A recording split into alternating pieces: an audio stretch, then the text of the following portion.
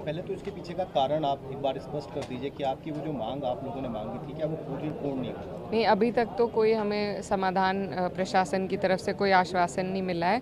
और मांग भी हमारी सरल सी है कि जो पीड़ित पक्ष, जो माँ आई थी जिसके बच्चे को मार दिया गया बेरहमी से, वो अपनी गुहार लगाने जो आई थी, उन्हीं के लोगों को जेल में भेज दिया गया है। तो हमारी सिर्फ इतनी सी मांग है कि उन्हें रिहा किया जाए, और अभी तक प्रशासन ने उसका कोई समाधान नहीं किया है। तो हम यहाँ बैठे हैं, जब वो आएंगे तभी हम यहाँ से जाएंगे। मतलब आप जब तक उनकी रिहाई नहीं बिल्कुल बिल्कुल। अच्छा, अभी अभी अखिलेश यादव जी ने भी जो है एक ट्वीट किया है जिसमें उन्होंने कहा है कि ये सरकार फिलहाल जो काम कर रही है वो कलयुग के हिसाब से करी, क्या कहें? कलयुग ही है ये, जहाँ एक माँ अपने बेटे जिसकी हत्या बेरहमी से की गई हो, उसके लिए इंसाफ मांगने अधिकारियों के पास जा रही है और उनको बेइज्जत करके, उनको धक्के मार के वहाँ से निकाला जा रहा है। तो इससे बुरा कलयुग क्या आएगा? और यही सरकार है जो लॉ एंड ऑर्डर की दुहाई देती है। आज इनके अधिकारी, एक बुजुर्ग माँ जो पीड़ित है, जो परेशान है, वो अपनी गुहार लेकर आई, उनकी नहीं सुन सकते। एक इलेक्टेड जनप्रतिनिधि के साथ वो वहाँ पहुँची हैं, तो आम जनता तो इनके दर तक पहुँच ही नहीं पाएगी। ये इनके लॉ एंड ऑर्डर की हालात है, और ये राम राज्य है जो ये दिखा रहे हैं आज। तो ये सारी तस्वीर सबके सामने है, घंघोर अन्याय है, और इस अन्याय के खिलाफ राष्ट्रीय अध्यक्ष जी भी, हम सब, पूरा समाजवादी परिवार साथ है, और हम ये लड़ाई लड़ेंगे पूरी। फिलहाल आपने अधिकारियों से बात की, उनका क्या कहना है? वो कह रहे हैं सुबह छोड़ देंगे, लेकिन हमारी मांग है कि इनके हाथ में है, ये लोग छोड़ चुके हैं अब से पहले भी कई बार हमने देखा है। और उनका कोई अपराध, या तो उनका अपराध बता दीजिए।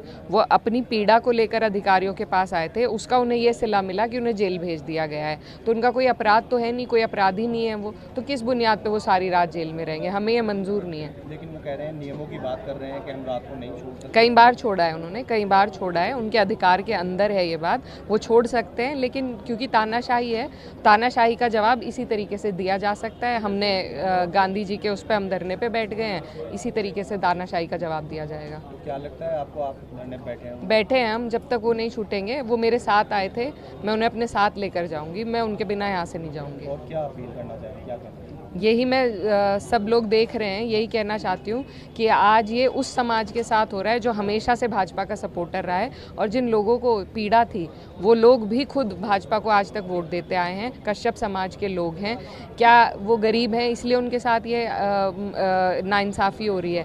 पीडीए के हैं इसलिए नाइंसाफ़ी हो रही है? क्या वजह है कि आज वो अपनी गुहार भी अधिकारियों तक नहीं ले जा सकते, कि उनके दरवाजे तक जाना भी, डीआईजी के गेट पर खड़ा होना भी उन्हें मंजूर नहीं है? एक पीड़ित माँ, वो रोते हुए वहाँ से बाहर निकली है, क्या उसके दिल पे बीत रही होगी, जिसके बच्चे को आज तक इंसाफ नहीं मिल पाया? तो हम और तो कुछ, हम सिर्फ उनसे आश्वासन लेने गए थे कि वो निष्पक्ष जांच का आश्वासन दे, वो तक नहीं दिया गया। तो क्या कसूर है इन लोगों का? इस तरीके से इनकी प्रताड़ना होगी क्योंकि ये लग के एक पार्टी को, एक विचारधारा को वोट दे देते हैं। इनकी कोई सुध नहीं लेता, ना सरकार लेती है, ना अधिकारी लेते हैं। तो आज ये बात सबके सामने है, और राजनीति की बात नहीं है ये। अब से पहले भी यहाँ पर प्रशासन के साथ मेरी भी पहले भी एक वाक़या हुआ था, लेकिन हमने उस टाइम, क्योंकि मेरा पर्सनल मामला था, हमने कुछ नहीं किया। आज एक माँ की बात है, जिस माँ ने अपने बच्चे को खोया है, जिसके बेटे को बेरहमी से मारा गया है, वो किसी भी समाज से हो, वो मुस्लिम हो, हिंदू हो, जाट हो, गुज्जर हो, कश्यप हो, किसी भी समाज से हो, अन्याय अन्याय है, और अन्याय के खिलाफ हमारी ये लड़ाई है। विपक्ष भी, जो भाजपा है, वो कह रहे हैं कि अगर कश्यप समाज के ना होते तो शायद इतनी राजनीति ना हो। देखिए, 20-25 दिन हुए हैं जब से वो बच्चा, वो लड़का जिसकी बेरहमी से हत्या कर दी गई, 20-25 दिन। और जो लोग इसमें राजनीति करना चाह रहे हैं, हम लोगों ने सिर्फ वहाँ जाकर अपनी संवेदना व्यक्त करी। अगर उनके लोग, भाजपा के लोग, अगर इन लोगों के प्रति जागरूक होते, थोड़ी संवेदना रखते, तो वो इन्हें इंसाफ दिला चुके होते अब तक। इन्हें हमारे पास आने की ज़रूरत नहीं थी। 20-25 दिन गुजरने के बाद जब इनकी कहीं सुनवाई नहीं हुई, तब ये मेरे पास आए, और मैंने इनसे कहा कि मैं आपको लेके चलूँगी, जहाँ आप कहोगे मैं लेके चलूँगी। ये मेरा फ़र्ज़ भी है। मेरे लिए मेरे सभी लोग, चाहे उन्होंने मुझे वोट दिया है या नहीं दिया है, अगर उनके साथ नाइंसाफ़ी है तो वो मेरे साथ नाइंसाफ़ी है। मैं उन्हें लेकर गई और उनकी बात कराई, तो ये सिला हमें दिया। इस तरीके से हमसे बात की गई। एक बुजुर्ग महिला रोते हुए दफ्तर से बाहर निकली है। ये दस्तूर है, ये कानून व्यवस्था है इनकी। तो इसमें कोई राजनीति की बात नहीं है। हम वहाँ से चुपचाप निकल गए थे, तानाशाही करते हुए उन पर कार्रवाई की गई, उसके बाद हम यहाँ पर आए हैं। हम लोग जा चुके थे वहाँ से, लेकिन फिर से उन लोगों को पकड़ के मुझे महिला थाने भेजा गया, उन्हें दूसरे थाने भेजा गया, वहाँ से उनको जेल में भेजा गया, हमें धोखे में रखकर। तो जिस तरीके से धोखा इन लोगों ने करा है, उन पे तानाशाही करके पीड़ित पक्ष को जेल भेजने का काम किया है, इससे बड़ा अन्याय हमने नहीं देखा होते हुए, और इस अन्याय के खिलाफ हम लड़ते रहेंगे। सूचना ये है प्रशासन की ओर से कि आप लोग वहाँ पर लोगों को इकट्ठा करने की कोशिश कर रहे थे, जिसके बाद जाम लगना और अन्य जो कानूनी, हम केवल, वीडियो भी है वहाँ की, हम केवल 5 से 7 लोग थे और वहाँ हम पार्किंग की जगह पर खड़े थे, हम रोड पे भी नहीं थे, उसकी भी वीडियो है। हम वहाँ से जा ही रहे थे, हमें डीआईजी साहब ने कहा था कि दूसरी एप्लीकेशन दे दो। उस एप्लीकेशन की बात अगर डीआईजी साहब ने उन्हें अपने कमरे से बाहर निकाल दिया तो हम तो उनसे बात करके जाएंगे ना, उनकी तसल्ली करेंगे। प्रशासन के पास हम तसल्ली के लिए ही गए थे, वो तो वो कर नहीं पाए।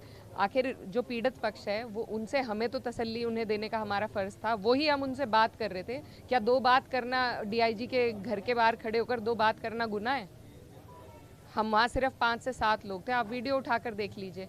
आप कसूर बताइए, अगर हम कसूरवार हैं हम सज़ा के लिए तैयार हैं, लेकिन हम कसूरवार बिल्कुल नहीं है। ये सरासर तानाशाही है और इस तरीके से आज इनके साथ है, कल को किसी के भी साथ होगा, और ये अन्याय हम सब देख रहे हैं, इसलिए सब यहाँ पर एकजुट हैं कि आज उनके साथ है, कल को हमारे साथ यही वारदात हो सकती है। तो कोई कहाँ जाएगा, किसके पास अपनी गुहार लेकर जाएगा? तो आज इस अन्याय के खिलाफ हम यहीं बैठेंगे जब तक हम अपने लोगों को, जिनको मैं अपने साथ लाई थी, अपने साथ नहीं ले जाऊंगी। मैं यहाँ से नहीं हटूंगी।